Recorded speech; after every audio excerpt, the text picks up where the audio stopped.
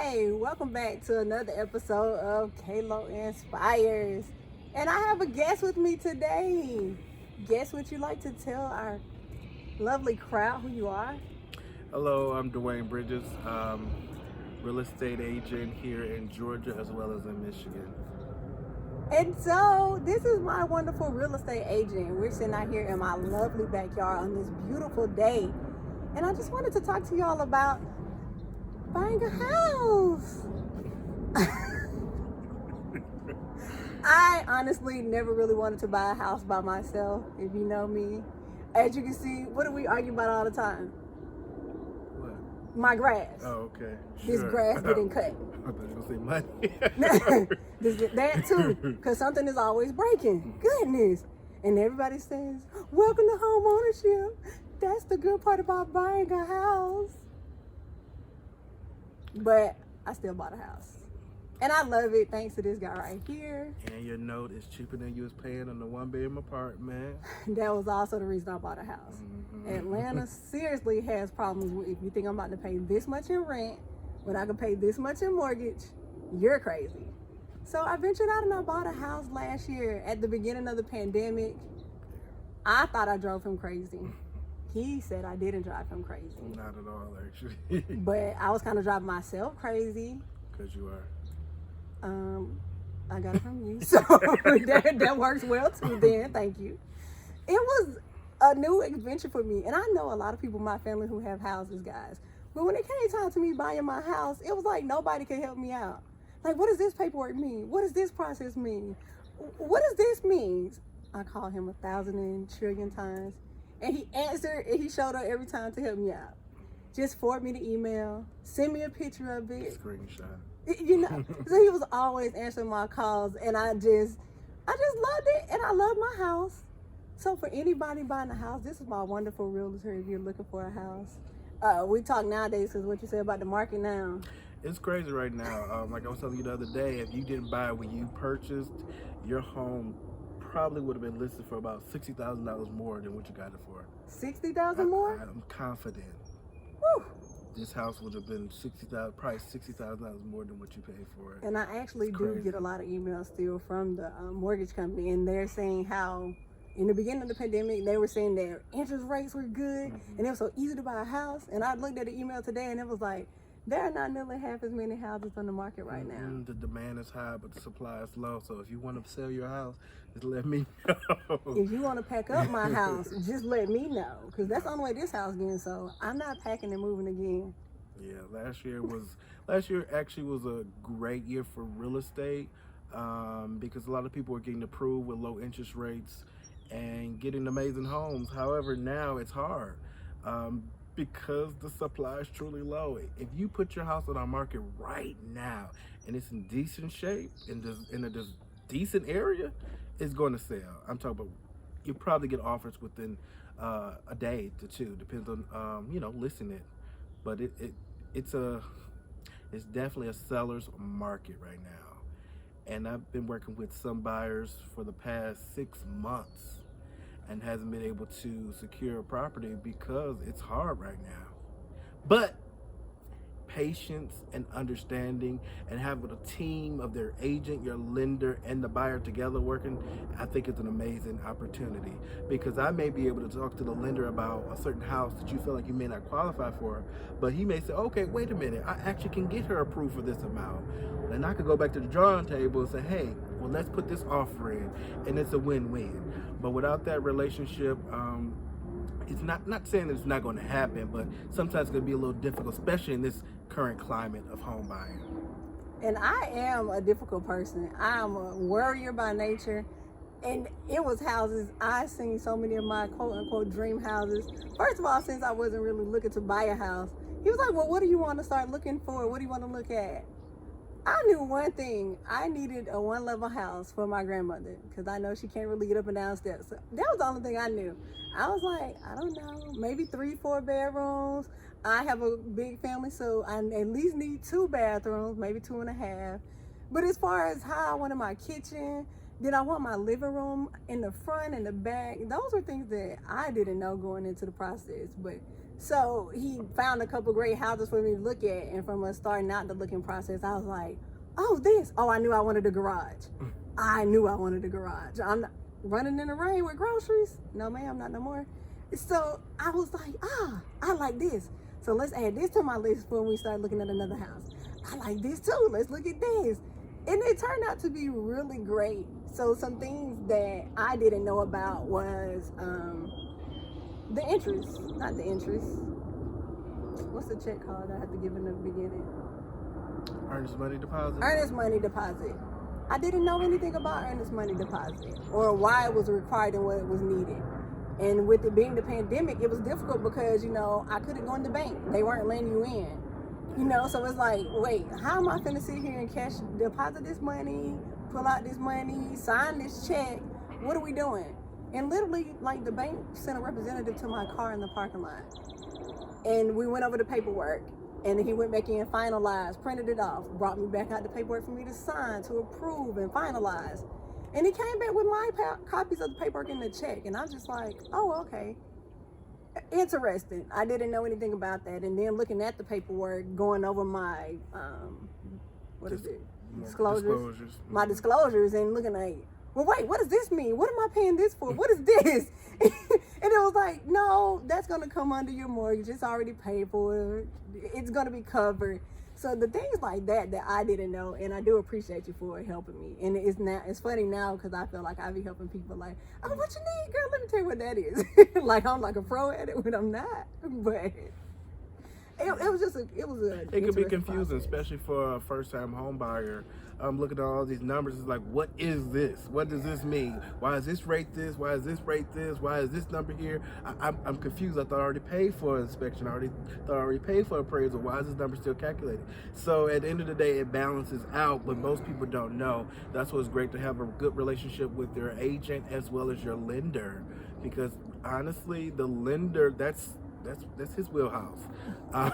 But the great thing is that I have enough knowledge and have a great line of communication with some of my preferred lenders that, you know, I can speak intelligently on what and you did. I kind of had a couple of difficult things on my credit. So, you know, the first one didn't work. So the second was like, oh, I got you. You're in there. You're finna get this house, you know. And I'm setting my limit at this. And he's looking at my credit. So he's like, no, we're going here. You got this much money. Go find a house, free, roam, have fun with it. And I'm just like, me? I got that much to get a house? Oh my gosh. I was so excited. And I know, AKA boss over here, you know, it was some houses I was like, okay, well, I was getting fed up with the process, and because I have no patience, I'm not gonna lie. I was just like, yeah, let's put a bid in on this one. And then because he had houses being sent to me periodically, the next day I'm waking up to a new list, and I'm like, oh, we should go look at this today. And he was like, you just had me put this in. He was like, you really didn't want this house. I'm taking this, I'm finna contact the seller. I'm taking it back. And I was like, okay, sorry. Most agents would not do that at all. But I'm a firm believer, and I know what you like, you know, it's working with you. Yeah. And sometimes we get so overwhelmed, like, okay, we've been through this process for so long. I just want a house. Yeah, I'll take it. But for me as an agent, that doesn't sit well with me. I really want you to love your home. I want you to be happy to come home, not just, you know, be in a home. Yeah. Just for the, you know, sake of saying that you have a home. So that was important for me, and I do remember the house. It actually wasn't that far away from here, where we went and looked, and I'm like, and you're like, oh yeah, let's put it in. I'm like, you really don't want this house. 'Cause if you wanted this house, you wouldn't bring up the fact you want to look at another house.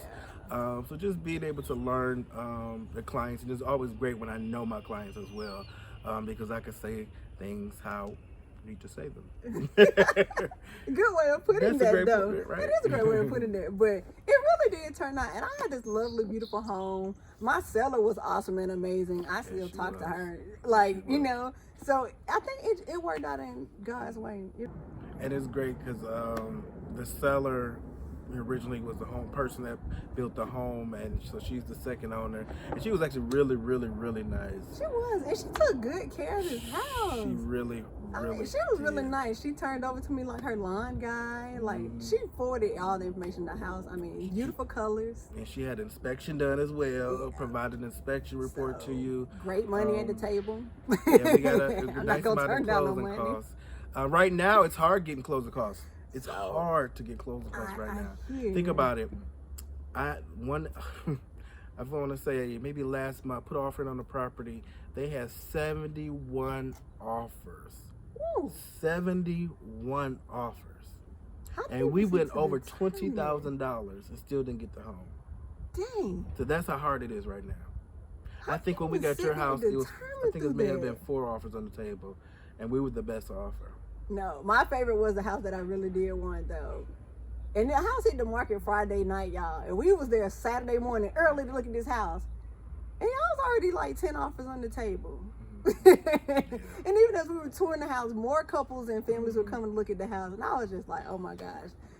And I kind of felt defeated. I wasn't going to get my dream house. But I still got my dream house. So exactly. And a lot of people think as though, oh, well, they want $200 for this house. I'm only going to offer them $190. Okay, well, as an agent, I'm probably going to say, well, there's no need for us to put this offer in right now, because in the current climate, people are going over asking price. But having that relationship, I think, is important, because I can say, hey, I'm not going to waste our time, okay? And you did do that, though. You did do that, though, because you were like, and there was a couple houses we walked in, and you were like, no. There was a couple houses I walked in, I was like, no, we're not, let's not even waste our time. So it really does work to really know your client though. And some areas we've driven in, it's like, oh, no, we're not going to, let's just turn around and go out. But there's no need. Everyone, it's a house for everyone. Let's just do it that way. And the funny part though is, because I understand you got to list your property, but come on, don't catfish this house, because there were some houses that, and he was like, no, but, and we walked in the house and I'm like, I'm going to pull up this listing. Look at these pictures. Now look at what we're standing in. Let's start back at the front door. Does this front door look like this picture? Like, come on, guys. Like, you can only catfish so much on the house, because when they come to look at it, that's not what your online pictures show. I mean, people do that every day. They filter their face. You're right. But at the end of the day, at the end of the night, the makeup got to come off. The eyelashes come off sometimes. I mean, come on now. They got to see you at some point. Yeah. So. But if you're thinking about buying a home, of course, the first step is to get a pre-approval. And I encourage you to work with a lender that's going to communicate with you. I'm not looking down on any large entity. However, honestly, in my experience, the smaller lenders are the ones that communicate very well to the agent and to their clients. So, but I recommend you to just get a pre-approval, and then from there, see where you are. There's a such thing called debt-to-income ratio. We need to know what they are. How much money you're bringing in versus how much money is going out. What can you truly afford? Do you have student loans? Do you have this? Do you have any credit cards? A lot of people don't know there's an opportunity. Even if you had a bankruptcy, after 2 years of a bankruptcy, you can get an FHA loan. Even if you had a foreclosure, after 3 years of a foreclosure, you can get another loan. So a lot of people feel as though I can't do this. And I love working with people that feel as though I never thought I could purchase a home, or I didn't think I was ready. And then it happened. They're like, oh, wow, it wasn't that hard. The stressful part, honestly, finding the home and then securing the loan. Because at the end of the day, we all have been through something financially, and it may take a little extra push for you to get things approved, but that doesn't mean a delay is not a denial. And just because one lender said no doesn't mean the other will say no. And my lender was actually great. Like, he was, always there by text, by email. Yeah. He was always picking up and helping. So. He's one of my preferred lenders as well, because I love that open communication. So once once my client I'm working with give him the okay to communicate with me, I can work even better for my client. Because, let's say you're approved for $250, but it was $250 under certain conditions. If the taxes are extremely high, you still may not be approved for that $250 anymore, because you may have reached your threshold to what you could truly afford monthly. So, but having that relationship, I can call and say, hey, such and such, would this qualify for her? Could this taxes on the high end, would it work? And he can come back and say, no, you probably need to move forward. But that's the type of relationship we have. That way we're not wasting time submitting an offer or looking at a home that we probably couldn't get approved for. But also, people don't know that, oh, I don't have any money in the bank. Do you have a 401k? That's your money.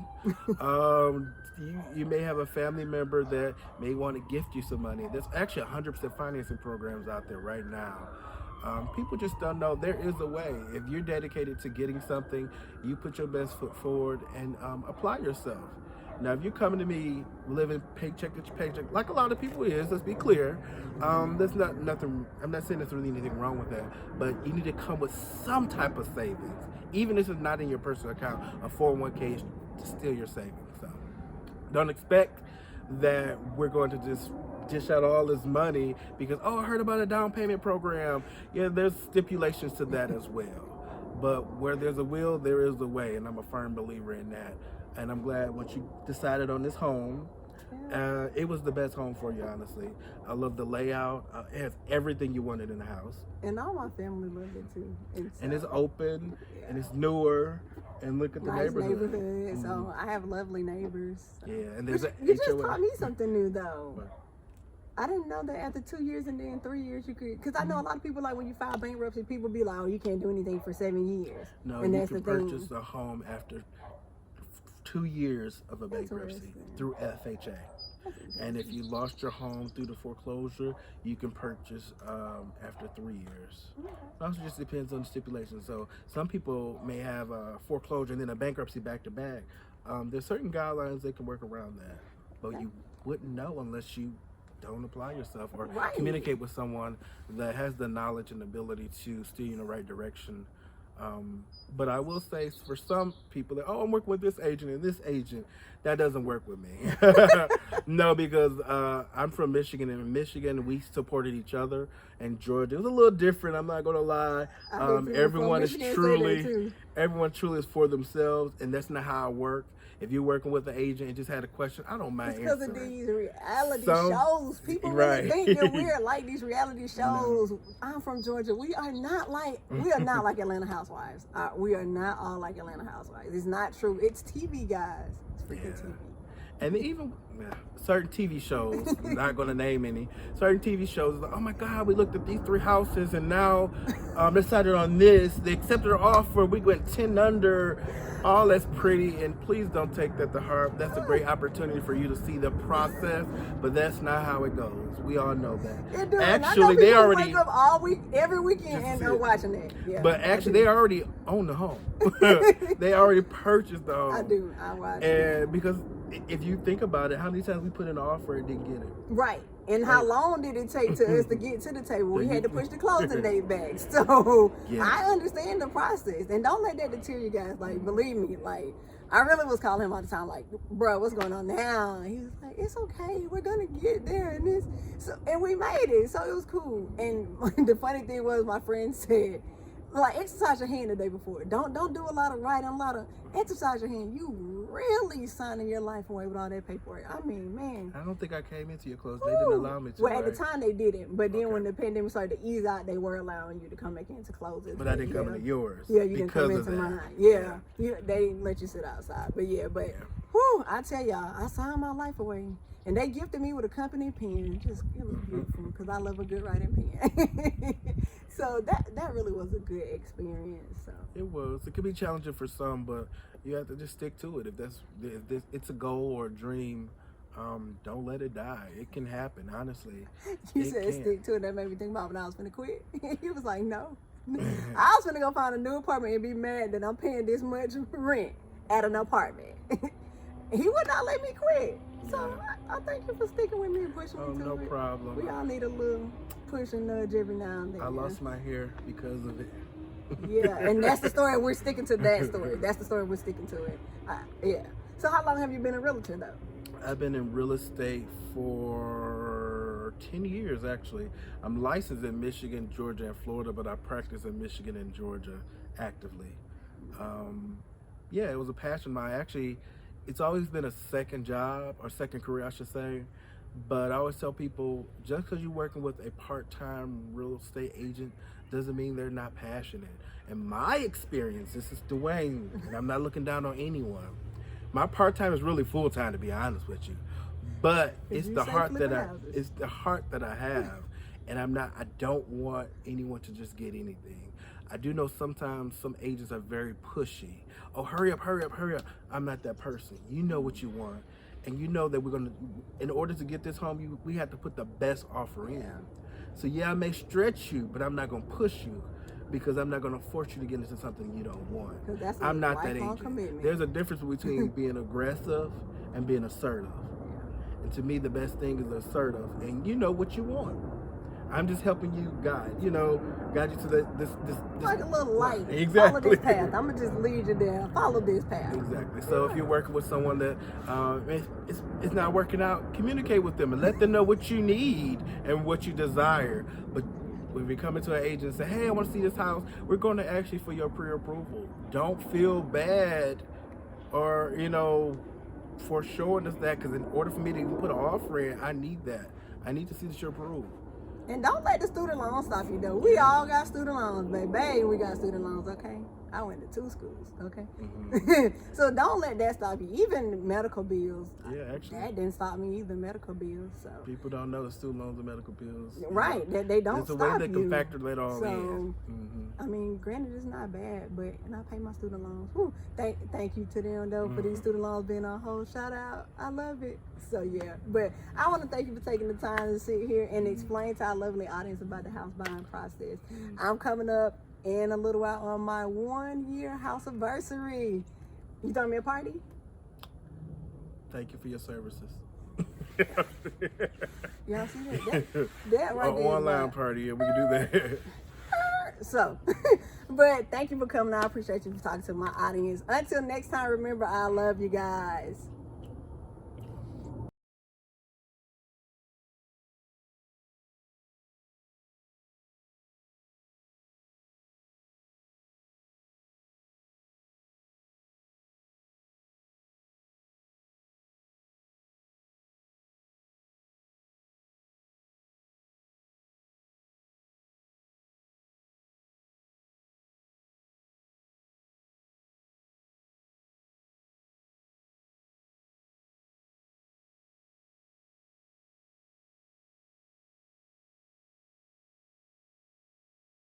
Lose friendships right here.